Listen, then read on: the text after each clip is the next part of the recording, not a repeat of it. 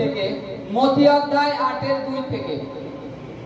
আর দেখো, একজন কুষ্টি নিকটে আসিয়া তাহাকে প্রণাম করিয়া কইলেন, হে প্রভু, যদি আপনার ইচ্ছা হয় আমাকে শুচি করিতে পারেন। হালেলুয়া।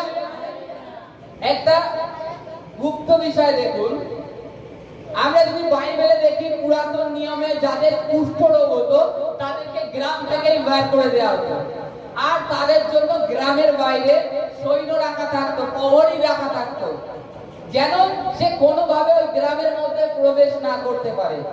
এবার সে কি খাবে, তার জন্য গ্রামের যাজকরা পরিকল্পনা করত, ভাবনা চিন্তা করত যে তাদেরকে খাদ্য দেয়া যাবে কিনা।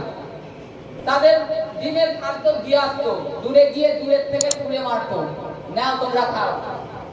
এবার দেখা গেল এক জায়গায় 10টা কুষ্ঠরোগী হয়েছে, তারা গ্রামের বাইরে রয়েছে, এটা পাহাড়ের গোয়া যা হোক চালা টালা করে থাকতো নিজেরা, আর খাদ্য দিয়ে যেত। তো এখানে যে কুষ্ঠরোগীটা, এ কিন্তু প্রভু যিশুর কাছে এসেছিলেন, প্রভু যিশুর কাছে এসেছিলেন। তো এখানে বলছে, কুষ্টি যখন আসলেন বলছে, হে প্রভু, যদি আপনার ইচ্ছা হয় আমাকে শুচি করিতে পারেন। সে ভয় করেনি, কিংবা যাজকরা তো অলরেডি গ্রামে ঢুকতে দেয় না, তা সত্ত্বেও এই কুষ্টি বিশ্বাস সহকারে, তার মধ্যে এতটাই বিশ্বাস ছিল যে এই রোগ, আমার যে রোগ হয়েছে, এ তো এমনি ঔষধে ভালো হবে না। নেই, তখনকার দিনে সেই কোনো এত আধুনিক পদ্ধতি কিংবা এত মেডিসিন ছিল না। তা আজকে যেরকম হয়েছে সেই রূপ ছিল না। তখনকার দিন মানে যাজকদেরকে দেখাতে হতো কুষ্ঠ ভালো হলে। তা এই যে কুষ্ঠ রোগ হয়েছিল, সে এসে এইভাবে তার প্রভুর কাছে বাক্য বলছে, আমাকে শুচি করিতে পারে যদি আপনার ইচ্ছা হয়।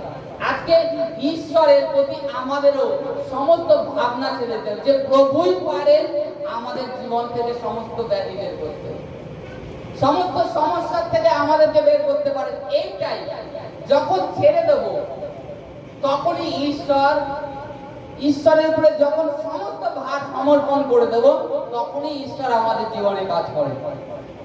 এইখানে দেখুন, তারপরে তখন তিনি হাত বাড়াইয়া তাহাকে স্পর্শ করিলেন, কহিলেন, আমার ইচ্ছা, তুমি শুচিকৃত হও। হালেলুয়া। যিশু খ্রিস্ট কি করলেন? তখনই তার প্রতি হাত বাড়িয়ে দিলেন। যিশু খ্রিস্ট একটু দেরি করলেন না। যিশু খ্রিস্ট দেখলেন যে এতটা বড় বিশ্বাস নিয়ে এসেছে। আর দ্বিতীয়ত, যাজকরা কুষ্ঠ হলে তাকে তো গ্রাম থেকে তাড়িয়ে দিত, ওই লোককে হাত দেবে না। যিশু খ্রিস্ট হাত দিয়ে বললেন, যাও, আমার ইচ্ছা, তুমি সুস্থ হয়ে যাও, শুচিকৃত হও। আর সেই মুহূর্তে তার কুষ্ঠ কি হলো? আস্তে আস্তে কমতে লাগলো। আজকে ঈশ্বর তার দাসদেরকে নিযুক্ত করে দিয়েছে, যদি বিশ্বাস করো। আর ঈশ্বর ভিন্ন কোনো কিছু হয় না। আজকে মণ্ডলী কে নিযুক্ত করেছে? এখানে ঈশ্বর তার দাসকে নিযুক্ত করেছে। আজকে আমরা ঈশ্বরের দাসকে বিশ্বাস করা মানে প্রভু যিশুকে বিশ্বাস করা, আর প্রভু যিশুকে বিশ্বাস করা মানে সেই পিতা পরমেশ্বর, তাকে বিশ্বাস করা হয়। আজকে আমাদের সেই রূপ বিশ্বাস আনতে হবে। আর বিশ্বাস আনতে হলে কি করতে হবে? প্রার্থনা, বাইবেল, ঈশ্বরের বাক্য পড়তে হবে, কিংবা সুসমাচার শুনতে হবে, তবেই আমাদের বিশ্বাস বাড়বে। না, বাইবেলে পৌল বলছে যে তোমরা খ্রিস্টে সহভাগিতা করো, একে অপরে সুসমাচার প্রচার করো, প্রার্থনায় থাকো, একসঙ্গে চর্চায় থাকো। আমাদেরকে চর্চায় থাকতে হবে। আর দ্বিতীয়ত, ঈশ্বর এখানে যে আমাদের যাদের সমস্যা আছে তাদের প্রতিও হাত বাড়িয়ে দেবে, তাদের বিশ্বাস দেখে। কারণ প্রভু কখনো চায় না আপনি কষ্টে থাকুন, কিংবা আমি কষ্ট থাকি, কিংবা একজন বোন কষ্টে থাকে। এটা প্রভু চায় না, এটা শয়তান চায়। আপনি কষ্টে থাকুন, কষ্টে থেকে আপনি রোগে ভুগে ভুগে মারা যান, মারা যাওয়ার পরে শয়তানের রাজ্যে চলে যান। এটা শয়তান চায়, কিন্তু ঈশ্বর এটা চায় না।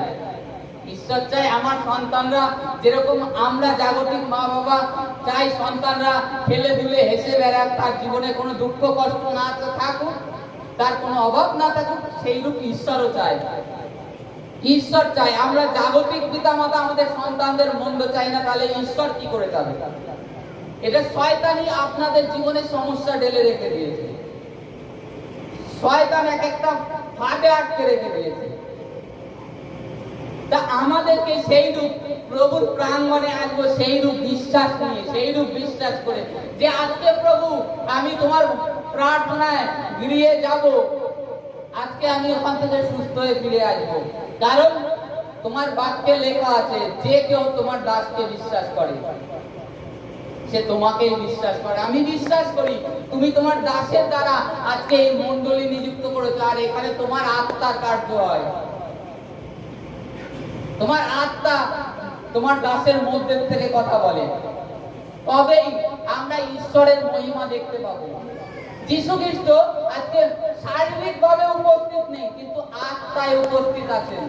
আর তার যে বাক্য আমাদেরকে দিয়ে গেছে, তার বাক্য, এই বাক্য আমাদেরকে ফলো করতে হবে, বাক্য পড়তে হবে, তবে তারপরে দেখুন সুচিকিত হও। পরে 4 থেকে পড়ছি, পরে যিশু তাহাকে কইলেন, দেখিও এই কথা কাহাকে বলিও না, কিন্তু যাজকদের নিকটে গিয়া আপনাকে দেখাও এবং মসির আজ্ঞা অনুসরণে নৈবেদ্য উৎসর্গ করো, তাহাতে তাহাদের কাছে সাক্ষ্য দিবার জন্য। হালেলুয়া। এখানে যখন কুষ্ঠরোগ তার ভালো হয়ে গেল, তখন সে ব্যক্তিকে যীশু খ্রিস্ট বলল যে তুমি কাউকে বলো না, কিন্তু যাজকদের কাছে গিয়ে যাও, চলে যাও। যাজক কারা? পাস্টার, পুরোহিত।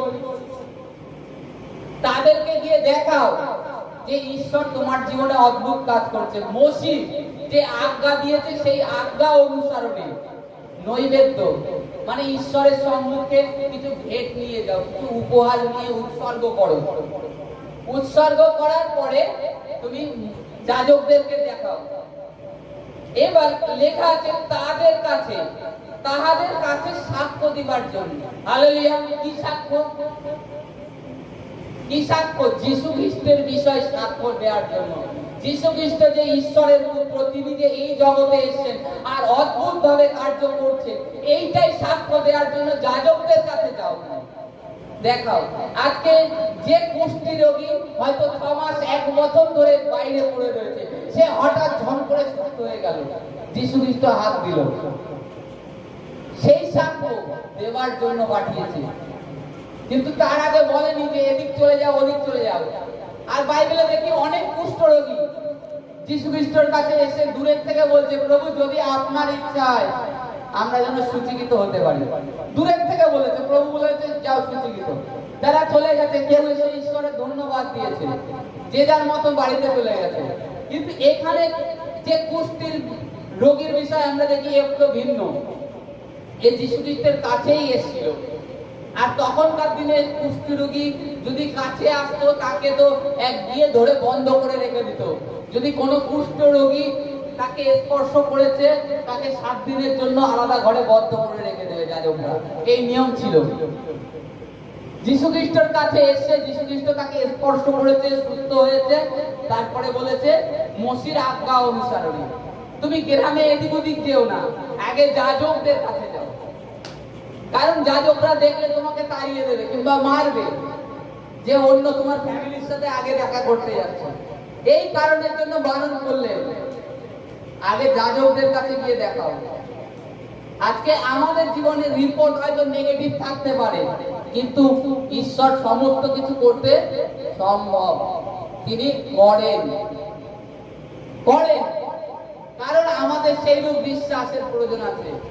আর বিশ্বাসেই ঈশ্বর সন্তুষ্ট হয়। আর বিশ্বাসের ভাষা ঈশ্বর বোঝে, তখন আর বলতে হয় না কিছু।